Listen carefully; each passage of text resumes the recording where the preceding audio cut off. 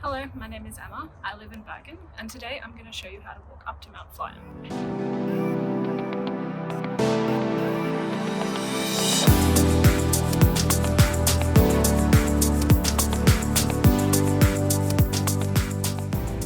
Okay, so there are many different ways to get up to the top of Mount Fløyen. If you Google it, you'll see there are so many different options. I'm going to show you one of the easiest and one of the most scenic ways to get up to the top, and it starts right here. Behind me you can see the funicular station, and then just above it you can see this tower with a triangular shaped roof. That's an old fire station, and that's where we're going to go first. So I'm sitting now behind the funicular station. You'll see the road, it's just behind me here, that's where we started. And then just up above me, this is the first part of the path. I think it's one of the more steepest parts, to be honest with you, but once you get to the top, it's well worth it. And along the way, there are all these beautiful little alleys that we'll take a quick look at.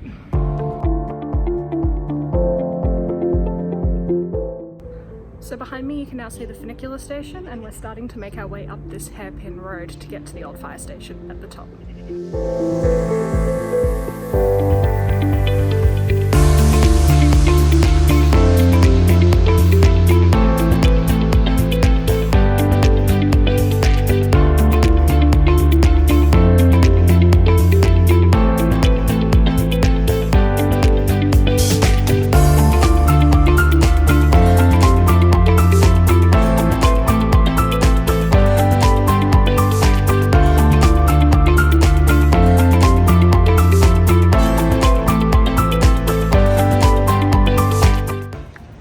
So now I've made it to the top of the first part of our walk.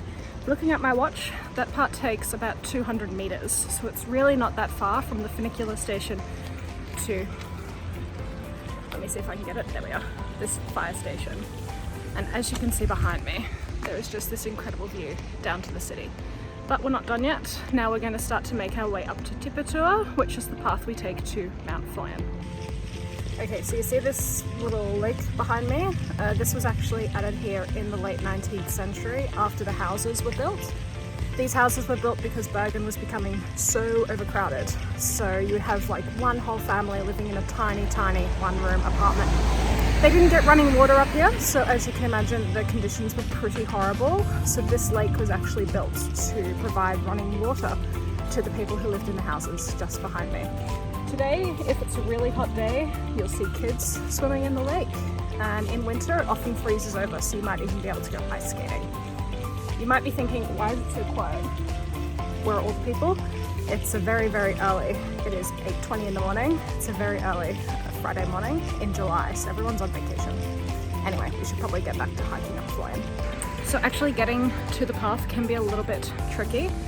To be honest, every time I come up here I take a different path because I forget which one's the right one.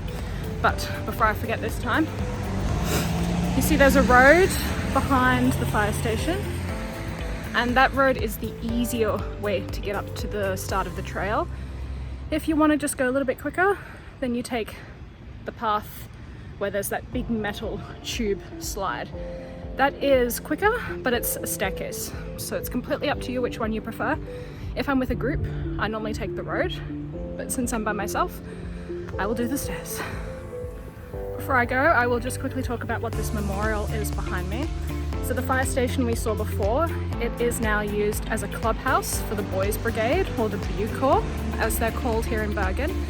And this memorial is for all the members of this particular Bucor, which is called the Skunsons Bucor. So it's for all the members of that Bucor that fell during World War II.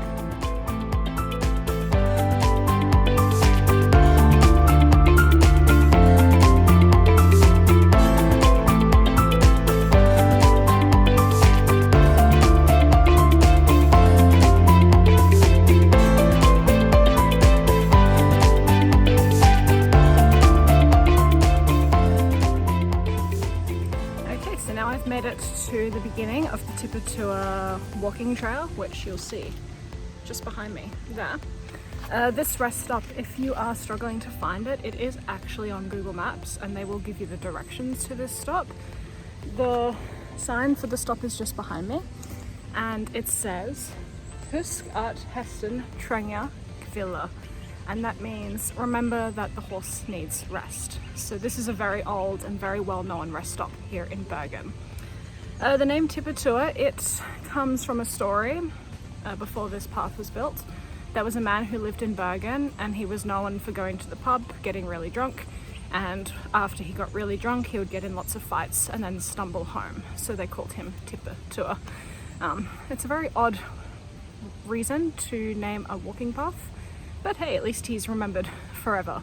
The path between the city centre and Tippetula was completed in 1908, and then a few years later they completed the path between Tippetula and Fløyen.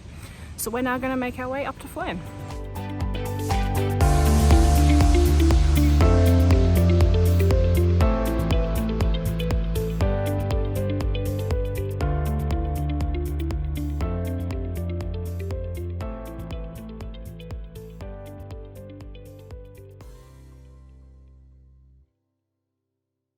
So just to show you what the path is like, you can see here it's quite rocky, and it's like this for most of the way up. This is about as steep as it gets, by the way. I'm just wearing normal hiking shoes. You don't need anything that's waterproof because it's a gravel path the entire way, but I would recommend something with a good grip. Okay, so just to update you, I'm now at the 1 kilometer mark on the trail. I have just come to the first hairpin road after turning onto Tippetula. So you can see the turn just behind me. Down to my left is where Tippetula began, and then up to my right continues on to Mount Fløyen. So this is the 1 kilometer mark. And then, I don't know if you can see behind me, just get these beautiful views of the city all the way down.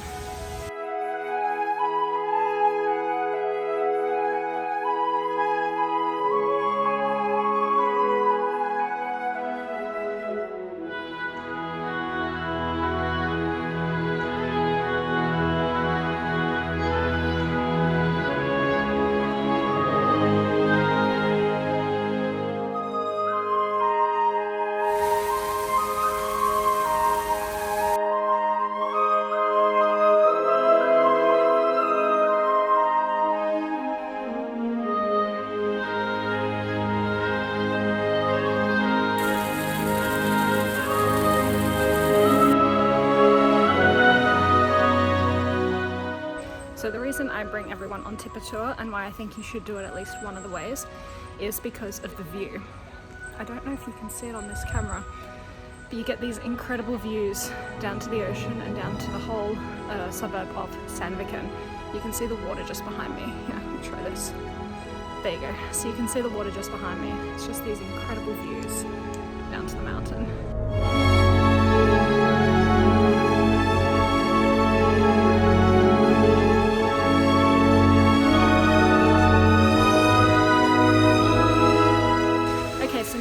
Roughly the 2 kilometer mark, and you'll get to this wide opening with the bench just behind me. On the other side, you'll just be able to see the city centre. Now this is part of the walk where it starts to flatten out, so you're 2/3 of the way there and you're almost done with the climbing. So I've just seen behind me there's this secret little path you can take to go sit on the bench. I'm going to wander down and see what the view's like down there.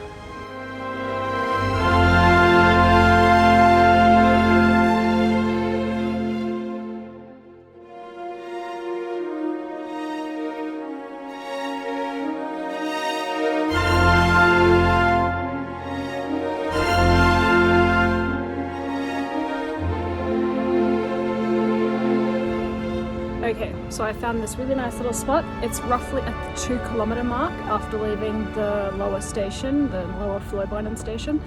I mean, look at this view. Isn't this lovely? And there are some lovely benches here as well, so you can sit, have a bite to eat, and admire the view. This is of course very similar to what you'll see on the top of Fløyen, but it's much quieter here and something more peaceful about it. Here, let me spin around. You can see behind me all the beautiful forest, and we're just above the city centre. One more spin around. Whoa, make sure I don't trip.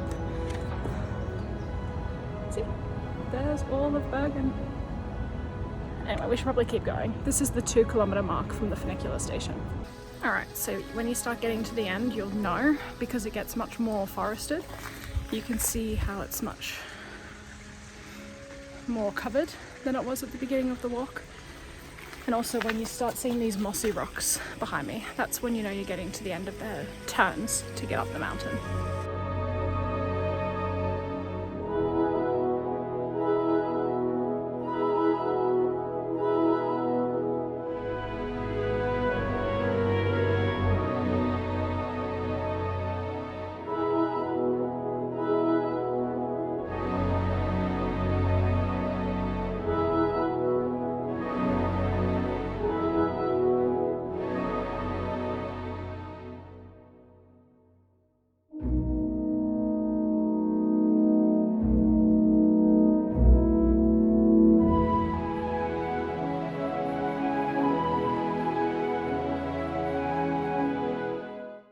Okay, I'm almost there. I'm just a couple hundred meters away from the top station.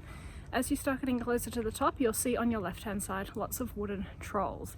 There's also a whole kids park back here, but do keep an eye out for the trolls. Here's one just behind me.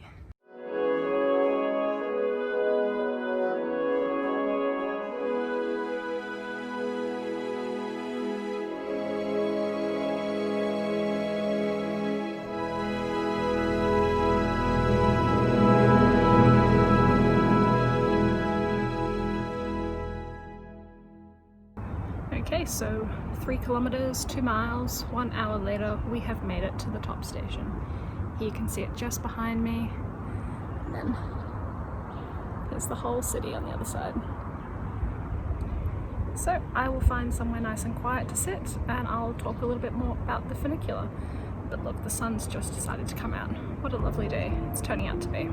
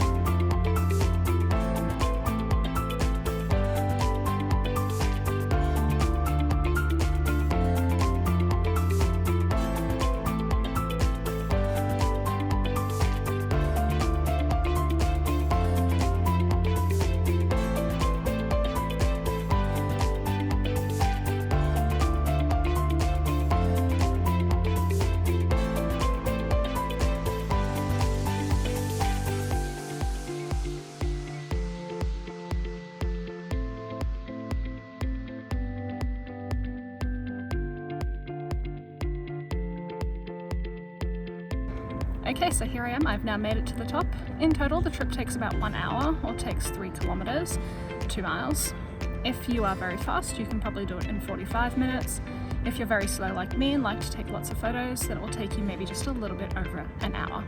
So whenever you get to the top of a mountain, whenever you want to sit and relax a little bit, it's tradition here in Norway to eat a quick lunch. A quick lunch is kind of like a Kit Kat, but much better, and it's a typical tour chocolate.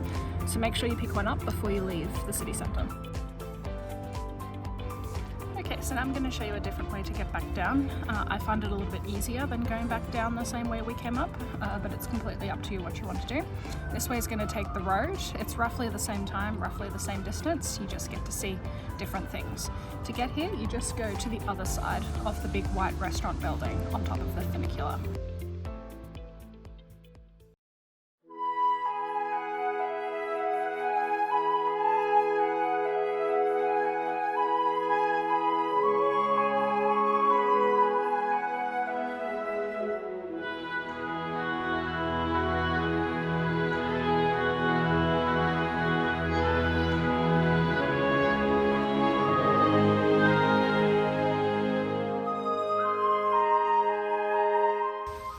Okay, so here I am now on the path heading down. So much like the way up, it starts by going through the forest, but very soon you're going to come to a road. And what's nice about coming this way down is you actually get to walk through the suburbs. So you get to see some typical Bergen homes. But once again, we're back in the forest. But I'm going to take you to a little spot I just learned about, which is kind of embarrassing being a local guide, but I also want to go check it out today. So let's go there first.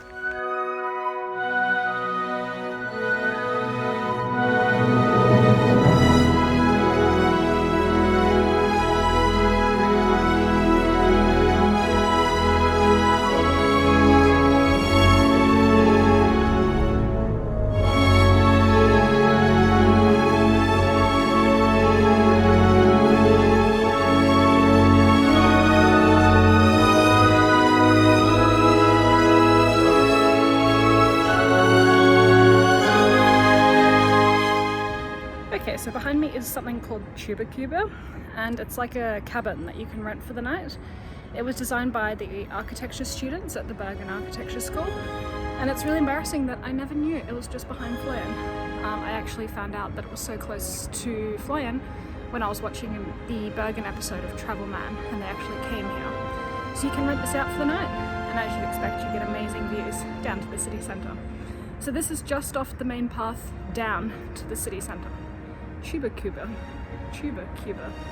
Anyway, I'm going to go back to the main path because it is incredibly muddy, and I'm going to continue to walk down to the city centre.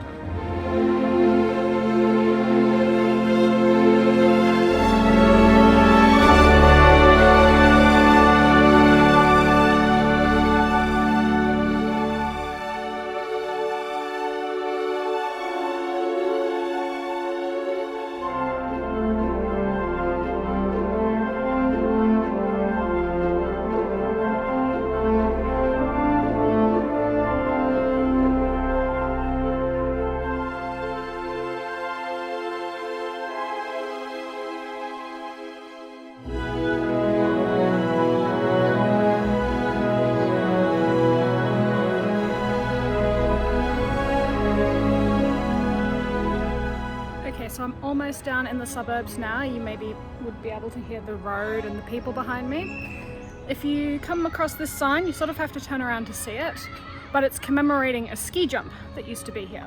You can tell that there's a wall behind me, and then up above me is where the old ski jump was.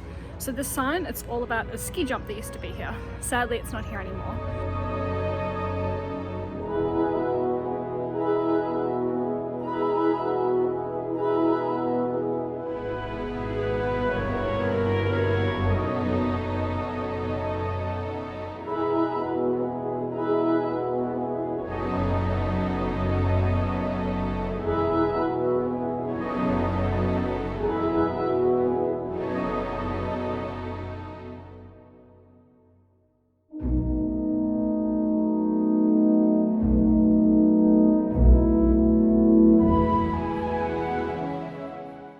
Okay, so just to quickly update you, as you saw, once you get to the main road, you'll see a sign that says to city centre. Just keep following that. You'll walk on a street with houses, and then you'll come back here into the forest. But it's all marked, so it's really, really easy to find. It does get a little bit rocky towards the end. You can see where I'm walking right now, but this is very close to the finish. We're actually going to end up roughly where that metallic slide was that we saw this morning.